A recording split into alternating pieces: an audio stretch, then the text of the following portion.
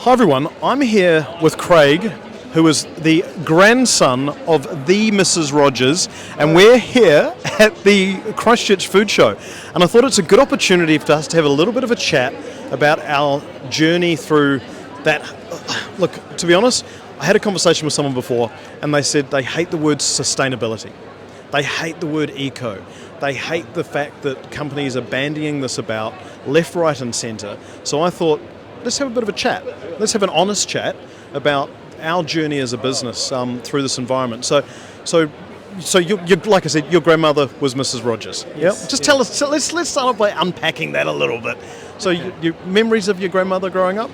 Yeah, well, maybe to start at the very beginning, I think it's stories even from my father that they grew up in. Grandma and granddad actually grew up in Australia, like in Victoria, and when they came to New Zealand, it was that they lived in Dunedin and would often go on hunting trips in central Otago. And so there they were. There's one story even about having a sheep that was taken and stuffed in the back of the car, which would be, it sounds a bit rude these days, I guess, but would be butchered on site, and that was going to be food for the camping trip, you know. And so I think, you know, Grandma was brought up in a pretty, like outback style environment, and she was preparing food for the family and just had to make do with what she had, and was just used to kind of natural products and had to rely on those to make food interesting for a family. Right, so it was about actually getting back to the roots, making sure that you're starting off from scratch and doing the most with what she had, well, what they had. Yeah, that's right. And I remember even in the kitchen in Auckland, where I grew up, there were ducks and other types of birds that were coming from friends from hunting trips, and there was like feathers all over the place, and so like really cooking from scratch. Yeah, right. Yeah. Okay, that's interesting. And obviously she grew a lot at home. There was a lot of homegrown. I totally forgot about that part. Yeah, so they had a huge garden, and really it was that was her husband, my granddad's kind of domain, like where he was in charge of the garden, and very proud of his big beefsteak tomatoes, and having competitions with his neighbour over the hedge and things like that. So, a lot of it did come out of the garden, yeah. Your brother Gavin was telling me his favourite food memory was the tomato on toast with the spices and herbs or whatever over the top of it. What's your favourite food memory? Well, actually, it's funny enough. Mine is of porridge. Yeah, and it was I don't know what, it just had a unique sort of flavour. I have no idea how it was made, but yeah, I remember porridge for breakfast at Grandma's. Lots of sugar on it. It was a slightly more savoury flavour, to be fair. Okay. Yeah, it's odd. Yeah, but roast dinners. We always had big roast dinners. Right. Lovely, like roasted vegetables from the garden, and it was delicious. Yeah. Fantastic. So there was a real natural approach to cooking and eating and just making sure that everything was fresh and all the rest. Yeah. Well, I think it's the sort of thing you don't think about it, right? It's more that. Food came from the garden, it wasn't sort of, food came from the garden, animals came from the outdoors, it wasn't kind of this idea of, I remember we'd go to even if you go to the butcher, they'd wrap up as kids, you get here's a free Cheerios or things like this. It's sort of, the idea of one-stop shops was relatively new, then, and so I think we instinctively knew about where food came from, but we just knew about it. These days we're going back to that, I think, and appreciating it more, but it was a lot more maybe taken for granted then. And I think that's the change, isn't it? Is that we don't live like that. Yeah. Like, well, the majority of people don't live like that. We're in larger cities, the population's growing and all the rest. So to actually live that kind of way is a lot more difficult, and a smaller percentage of the population do it. But I guess what's happened when your dad started the business is that he's taken those sensibilities and tried to bring them into, I guess, the products that we see in the supermarkets these days. Yeah, well, I think so. we're all a mixture of like being an individual and also our heritage, genes, all that sort of thing. Yep. And I do remember from an early age that that Dad was interested in organic food, like buying organic food, and this is like in the 70s and the 80s, you know. And in fact, one of his good friends was a guy, if I recall, called John Pierce, and he had a biodynamic farm up north, which is sort of like organics on steroids in a way. You know, running by the moon cycles and burying cow manure and horns in the ground. Wow! Certain way of like mixing it around so that's your fertilizer. You know, it's totally organic, totally natural, and so. Yeah, so it wasn't always easy to find organic food back then, and it's sort of become more popular, but I think it's just something he always believed in. Putting the manure into the horns in the ground. Well, Did you just make that up, or is that a thing? Look it up. I don't know if it's still done, but yeah. Wow, okay. So we don't do that within the factory though, do we? We're not, no. I haven't seen any cows or cow manure or horns. No. That's good. Unless my brother's hiding them somewhere, I don't know. That's funny. So one of the things that I did want to talk about is the evolution of our packaging. Yeah. And we have been talking about it a lot more. In the past, we haven't. In the past, as a brand, we've sort of just got on and done what we've done.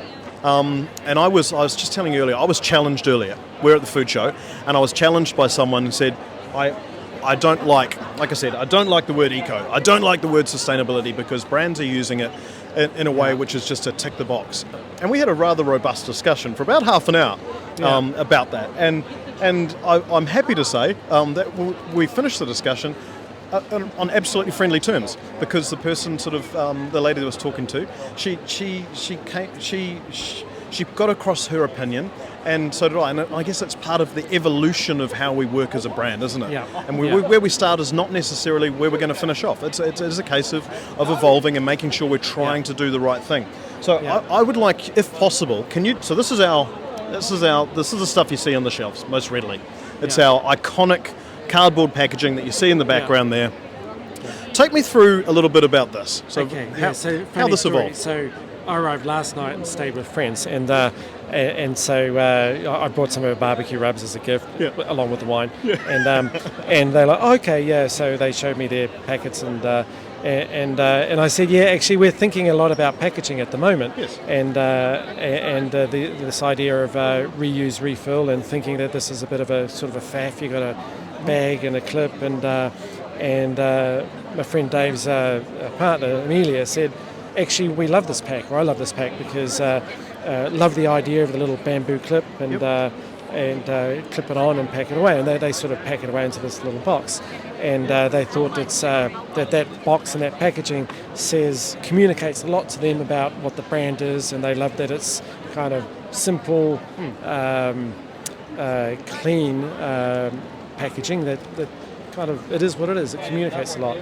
And I said, actually, it's funny to talk about that because we also agree that this pack kind of became iconic about our brand.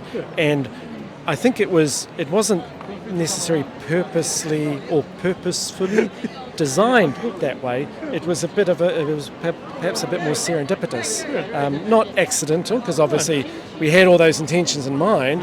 But full credit to our product manager Jono and Gavin, my brother, and Bruce, my father, that they really got that right. Like it sort of fits the mood of the moment. But what I want to say is originally the brand was organics only, and then two things about the packaging. It used to be in jars originally, and so it evolved in two ways. That the organics was kind of more expensive, so we realised we need to have a more approachable price, and so developed a range that we called naturals, meaning it's as natural as possible, like no nasties, but it's not certified organic. So, but it's 30% cheaper than organic. So that's naturals. And then the other thing was we realised, for us at least, putting it in a jar is a lot more costly. So this pack was born originally with a plastic bag on the inside, and it was called, could be wrong here, but I understood it was called Eco Pack because it was more economical. So there was probably, in the same way there was a bit of accidental and serendipitous moments around the packaging, it was also around the claim called EcoPack. So And that environmental, it was ecologically friendly and economically friendly. Yeah. And that's one of the things, one of the discussions that we did have, or I had with the lady was Jane was her name, lovely person. Hi Jane, if you're watching this, was that as a business, you do balance the economics of creation of a product, packaging of the product, all the purchasing and all the rest, with that sustainability side of things. Because there's a massive investment in terms of the research, the purchasing of equipment, the training, the keeping it up to date and all the rest. You can't just pop down to Mitre 10 and buy, something that packs herbs and spices. You have to make conscious decisions and do a lot of work to buy the right thing. Yeah. So when we're originally packaging within the soft plastics, even that, putting herbs and spices into plastic, because they're so volatile, and we need to make sure that retaining all the freshness for a period of time. We had the Ziploc on the top and all the rest. So when we moved to the compostable film, there was an entire journey of years and years and years to work out how we actually make sure that the herbs and spices get to the consumers in its best possible condition. And even just doing away, we couldn't use the Ziploc at the top. True. Having to work out how to do that. And you talk about the just how things happen. The happen chance is the little clip, the bamboo clip. I mean, that's almost becoming iconic. I mean, we hear about it all the times in social media of people just using them left, right, and centre, just for all sorts of things. Yeah, I was all for removing the clip because it's an extra cost. Like it's also, you could say it's a waste. Yes. Like do we need the box around the bag? Do we need that clip and everything? And so it's a cost to produce the clip. It's a cost to physically put it in the box and everything. But it's got so much love right now. It's difficult to remove it. It is. It's funny like that, isn't it? And actually, you talk about the cost of actually putting the packs together. So we pack in Auckland. So that's where everything's basically done. It's all hand packed. You can actually see on some of the packaging it says who's actually packed it, like down to the name. We've got batches on the side, so we can trace back to what if we need to look back at the origin and all the rest as a consumer, you can go on the website. So all these little things they add to the cost, but at the end of the day, it comes back to your father and his mum. Just that approach to trying to do things in the right way, doesn't it? Yeah, absolutely. And well, you're right. Like that Dad's also always believed in doing the right thing by the customer. So when we've had, and that means like also the customers, also the supermarkets as well as the consumer, and maintaining availability on the shelf, like through the whole COVID thing. My dad was always about sort of making sure we had enough stock. Now, the financial advisors and the bank were not particularly happy about it because it meant that we were kind of geared not particularly well financially when we were increasing stock a lot. But there were real problems, like everybody would remember, like big out of stocks on the shelves. And Dad was very proactive about ordering larger quantities and making sure we, if necessary, fly product in at a high cost, just to make sure it was available for the consumers. So in the same way, like if we can't package something, if the packaging for one product isn't working for another one, like for example cinnamon sticks, it's not the same as to get that in a bag as it is a fine powder or loose leaves and so on. But ultimately it should be the same format on the shelf. So sometimes some products are costing a lot more, but we want to kind of make sure that everything is the same price for the consumer. Yeah, well, it needs to be a no-brainer, doesn't it? We actually need to make sure that the simplistic nature of actually going out and purchasing is just like, okay, that's what I want. So the consumer is thinking about what they're going to do with what's inside, as opposed to what they're necessarily picking up. But if we talk about the evolution, I mean, we've gone from we're moving, say, from the boxes through to our little refills, which are again in the compostable packaging. We've got the new sort of cardboard, which again is recycled and is able to be recycled and all the rest. And those sorts of sentiments continue on and continue to evolve, don't they? Oh, well, actually, so like this one alone. So this is pretty damn funny. Like, so I was at dinner at my friend's Gavin Vick a week ago, and and they were saying, actually, well, Vic was saying she loved the little pack, but she would tend to prefer to fill the bag, pop it into a jar, and then Gavin says, well, actually, what he was doing, he preferred to fill it into the old Greg's jar because it had a plastic lid you could flip the top with your thumb. Right. But and what he liked about that was one-handed cooking, because he's got one hand marinating stuff where it's all kind of dirty, and then if he's got a jar or something like that, he's got to sort of put it under his arm or to try to get it open, But the problem with the plastic lid was that the flip top would wear down, so after a couple of weeks it's no longer got any hinge kind of left to it, it's fallen off. So I recounted the story to my father at home, the next evening or whatever, and he pulled this out of the cupboard and took the lid off, and we were sort of experimenting, going like this, and he said, well, what if because this has got a twist top, so you've got to twist it around, so the idea is you can kind of sprinkle out of it. So if you've got it open, no problem, one-handed, oops, but you've actually got to twist it, so you've got dirty hands. So he's like, okay, well, what if we shorten the lid? And so I think he's gone into to Jono, the product manager, to see if we can design a shorter lid that you could actually pop that off with your thumb. So it's true. It's thanks to our friends and consumers, we're being on social media, taking feedback from our customers all the time, and trying to iterate on products. Your brother said the same thing. So on the packets, you'll see we've obviously got, say, the label on the front. Now, in people's spice drawers or spice collections or spice mess, whatever they've got, sometimes if that was to end up in there, you'd have to see the front. And it was annoying. It was annoying, Gavin. And he was like, "Oh, there's got to be a better way." So literally went into the office and said, "Okay, we need to find a better way of doing it," and put the name on the top, on the front there. So because he actually stacks, he was saying he stacks his spices on top of each other because he knows which ones he uses more often, and they just basically, so in the pantry they sit like that. And discussion we talked about this with a couple of people yesterday. They're like, yeah, it's exactly how I do it, and they just love the fact that it just says, the name of the product right on there. Yeah. And again, and he said the discussion was, a couple of days worked out how to do it, and then 2 weeks later it's in production. Yeah. It's that nimbleness. That's right. And evolution. So same with the glass jar.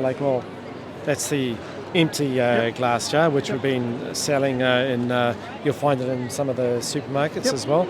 And the idea being that you can, just refill your herbs and spices into your jar. And even with that, most jars are round, right? Mm-hmm. That doesn't suit your pantry cupboard very well, does it? So looks good, but yeah. So it's actually costly to label it, because normally with jars they sort of roll and they're labelled like that. But we think it's a lot better for the pantry. So there you go. And trying to do the right thing. Indeed, yeah. Or what makes most sense. And of course, it's an aluminium lid, rather than a plastic lid. Mm-hmm. So it's something that should last forever. And we think, well, it shouldn't be something that's being thrown. It can be thrown in the recycling, but it'd be better just to refill it and reuse it. Yeah, absolutely. And so hence, we've some of the supermarkets are going down that track too. Like you'll find that sort of heavily promoted, and I think Countdown's doing a lot, and New World is also stocking these items now too. And so you mentioned before, and I was challenged with regard to our sustainability message, and we're challenged all the time with regard to the packaging. Everyone out there can actually come to us. We'd love to hear things, because as much as we use these products, we obviously on a day-to-day basis we're using our own products, which is good, but sometimes you just get used to things, and we've got new people purchasing all the time, so they might pick up something, like you say, the flip top lid or whatever, just to make a difference. So if you are watching this and you do want to contact us and challenge, if you've got ideas, we'd love to hear them. We genuinely would, wouldn't we? Because we're nimble enough to be able to look at them and to test it and to see where it goes, because people's cooking habits are changing as well, aren't they? What you do in the kitchen is different.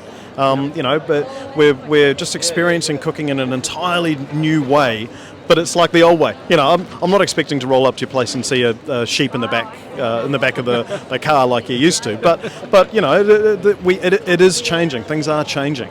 So do you see a bright future ahead when it comes to the food that we're cooking with and the way we're experimenting? Are you happy to be part of that journey? Oh, absolutely, Ben. And I mean, you'd remember it was in fact thanks to one of the category managers at the beginning of COVID, right, that we were asked to, if you might all remember during the pandemic, everyone was like, oh, let's start baking, we've got nothing else to do. So we were asked by one of the category managers of one of the major supermarkets if we could pack smaller quantities of yeast, because it was available in large quantities and large packages to the professional bakers and his customers, you guys, couldn't get any, so he asked us to pack it off into small amounts.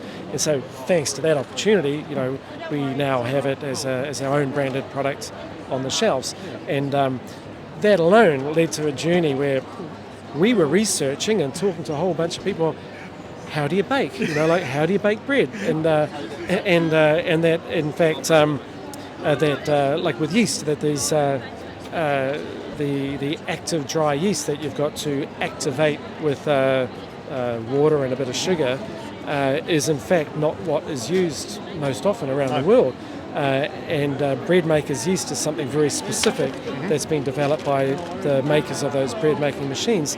And it's kind of peculiar to New Zealand, whereas this instant dry yeast is what the professional bakers use, and all you do is mix it with your dry ingredients, and it has a less of a strong yeasty flavour.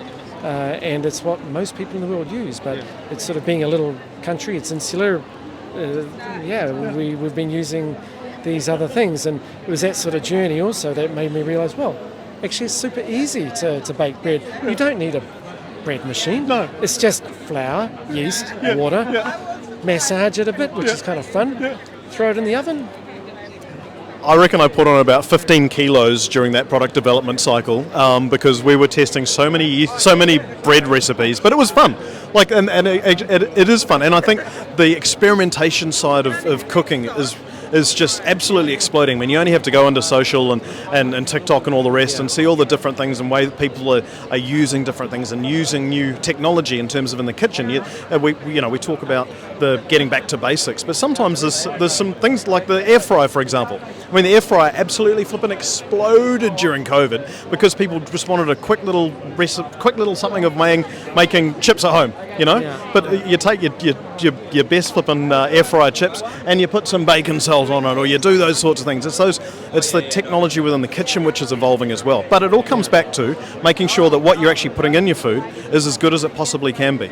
And that's what we're trying to do, isn't it? Yeah, that's right. So back to that, if we want to talk about scratch cooking, back to that idea where you know what you're putting into your meal, and it can be just simple ingredients. But then a little bit of advice or prompting or suggestions, well, try adding this or try adding that. And so that was the idea also moving on to the cake mixes it can be a bit intimidating some people, and also the idea of cake mixes is great for young kids to learn to have fun in the kitchen and learn to bake things. So it should be a sort of a base ingredient that you can make different things with. And here's a few ideas about how you can pimp it up. Cake mixes. We're going to do what do we call them? Recipe mixes soon. So watch the space. They'll be coming out hopefully later this year. And again, the idea shouldn't be giving you instant food. No. That's not the idea. But I think you called it like a shortcut. Is that what you called it? I can't remember, Ben. That it's still totally natural ingredients, and we're not trying to. There's a cheat code in the kitchen. A cheat code. You can still. You can still make all those flavours yourself out of herbs and spices, but it's kind of like, here's a simple pack to make it, and add a bit of this or add a bit of that to make it a bit different. So I think you asked about an evolution. I think. Well,